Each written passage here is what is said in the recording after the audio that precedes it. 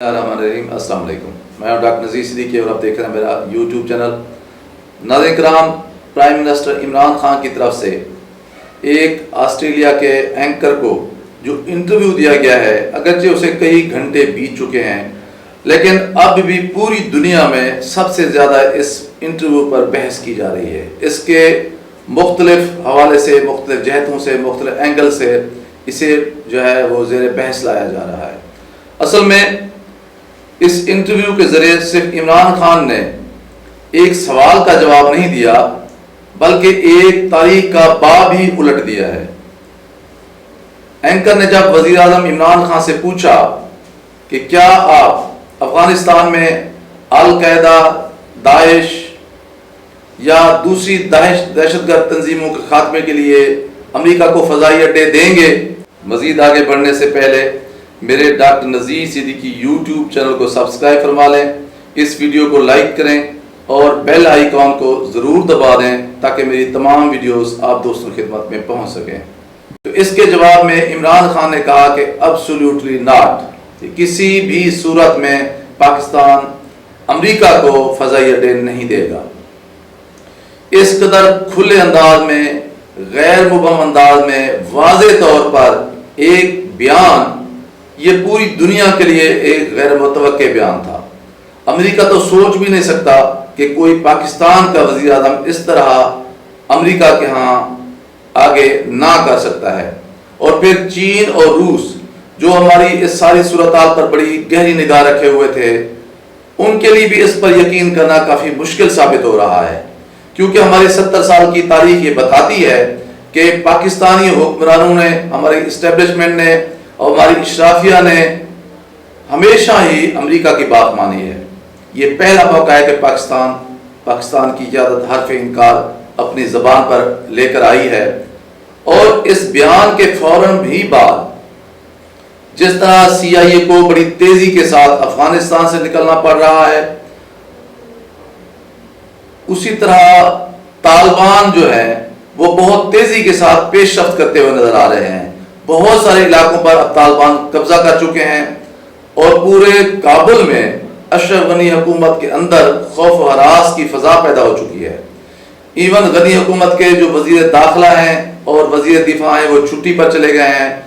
غنی خود بھی امریکہ جا رہے ہیں علاج کے بہانے، ہو سکتا ہے وہ واپس ہی نہ آئیں۔ لیکن ان سب چیزوں کے نتیجے میں افغان فورسز کے حوصلے انتہائی پست پڑ چکے ہیں، وہ شکست خوردہ نظر آ رہی ہیں، اور بہت ساری گاڑیوں پر، بہت سارے اسلحے پر، بہت ساری جو فوجی ساز و سامان ہے اس پر طالبان کافی تیزی سے پیش رفت بھی کر رہے ہیں اور قبضہ بھی کر رہے ہیں، اور بہت سارے لوگ طالبان کے ساتھ مل بھی رہے ہیں۔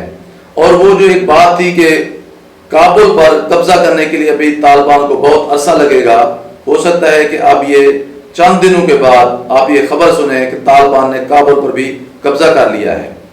اور اس دوران پاکستان نے ایک بہت اچھا قدم یہ اٹھایا ہے کہ ہمارے وزیر خارجہ شاہ محمود قریشی صاحب ترکی کے دورے پر گئے ہیں تاکہ ترکی کی قیادت کو یہ سمجھا سکیں کہ وہ نیٹو اتحادی ہونے کے ناطے افغانستان میں مقیم رہنے کے اپنے فیصلے پر نظر ثانی کرے، کیونکہ طالبان نے کسی بھی صورت میں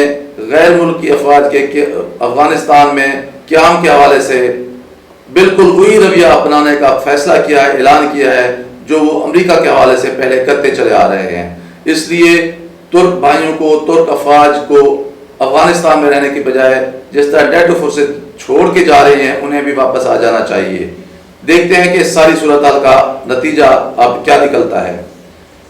ایک نئی جو بریکنگ نیوز ابھی آ رہی ہے وہ یہ ہے کہ پرائم منسٹر عمران خان نے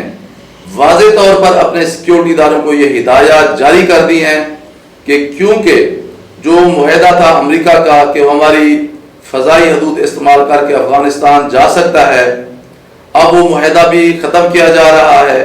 اس لیے پاکستان کے انکار کے بعد اب بھی اگر امریکہ کے کوئی جیٹ طیارے، کوئی ہیلی کاپٹر یا کوئی ڈرون پاکستان کی فضائی حدود کی خلاف ورزی کرتے ہوئے پائے جائیں تو انہیں گرا دیا جائے۔ یہ ایک بہت بڑی خبر ہے جس کی وجہ سے CIA کے اندر بڑی سراسیمگی پھیل چکی ہے کہ پاکستان اتنی آگے تک چلا گیا ہے۔ اب امریکہ کی پریشانی کے ساتھ ساتھ جو دو اور ممالک ہیں جن کو اس حوالے سے شدید خدشات ہیں وہ ہے بھارت اور اسرائیل، کیونکہ انہیں پتہ ہے کہ اگر افغانستان میں طالبان کی حکومت برسر اقتدار آ جاتی ہے اور ماضی کے مقابلے میں اب انہیں صرف یو اے ای یا سعودی عرب یا پاکستان تسلیم نہیں کرنے جا رہا، بلکہ اب روس اور چین بھی اور ایران بھی پوری قوت کے ساتھ طالبان کے بیک پر کھڑے ہوئے ہیں، تو بہت ممکن ہے کہ طالبان یہاں سے فارغ ہونے کے بعد کشمیر یا فلسطین کا رخ کریں اور کوئی ایسا عالمی جہاد یا شروع نہ ہو جائے جس کی وجہ سے بھارت کی یا اسرائیل کی جو سلامتی ہے وہ خطرات میں پڑ جائے۔ یہی وجہ ہے کہ امریکہ کو اب سمجھ نہیں آ رہی، سی آئی اے کو سمجھ نہیں آ رہی کہ وہ کریں کیا کریں، کیونکہ چین اور روس اس قدر پاکستان سے اس فیصلے سے خوش ہو گئے ہیں کہ وہ اب جس طرح ماضی میں یہ ہوتا رہا ہے کہ پاکستان کے اوپر کوئی بھی دنیا کی طاقت اعتبار کرنے کے لیے، اعتماد کرنے کے لیے تیار نہیں ہوتی تھی، کیونکہ انہیں پتہ ہے کہ بالآخر ہم نے امریکہ کی بات ماننی ہوتی ہے۔ تاہم اب پاکستان نے اپنی ماضی کی تاریخ کو پلٹ دیا ہے، اب اس کے اپوزٹ متضاد ہم نے رویہ اپنایا ہے اور امریکہ کو نہ کر دیا ہے، اس لیے روس کا اور چین کا پاکستان پر انحصار اور اعتماد بہت زیادہ بڑھ گیا ہے۔ یہی وجہ ہے کہ پوری دنیا دیکھ رہی ہے کہ آنے والے دنوں میں نہ صرف افغانستان میں پاکستان، ایران، چین اور روس بیٹھ کر وہاں کی جو تعمیر و ترقی ہے اس میں حصہ لیں گے، بلکہ امریکہ کو بھی اس سارے خطے سے نکال باہر کریں گے۔ یہی وہ پریشانی ہے جو اس وقت بائیڈن حکومت کو درپیش ہے، یہی وہ پریشانی ہے جو امریکہ کے جو ہے سیکیورٹی ادارے انہیں درپیش ہے، اور خاص طور پر سی آئی اے کے لیے یہ ساری صورتحال ناقابل یقین ہے۔ لیکن ایک اور اہم ترین بات یہ ہے کہ اس قسم کی صورتحال کے تناظر میں بہرحال ہمیں اپنی قیادت کی حفاظت کو یقینی بنانا ہوگا، کیونکہ ہم ماضی میں بھی بہت سارے ایسے سانحات کا جو ہے وہ ہمیں پیش آ چکے ہیں جنہیں یاد کر کے پاکستان کی جو تاریخ ہے وہ بہت ہی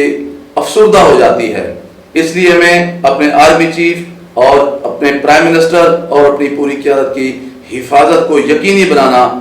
پوری قوم کی ذمہ داری ہے، سیکیورٹی اداروں کی ذمہ داری ہے، انٹیلیجنس اداروں کی ذمہ داری ہے، اور خود ان کی اپنی بھی ذمہ داری ہے کہ وہ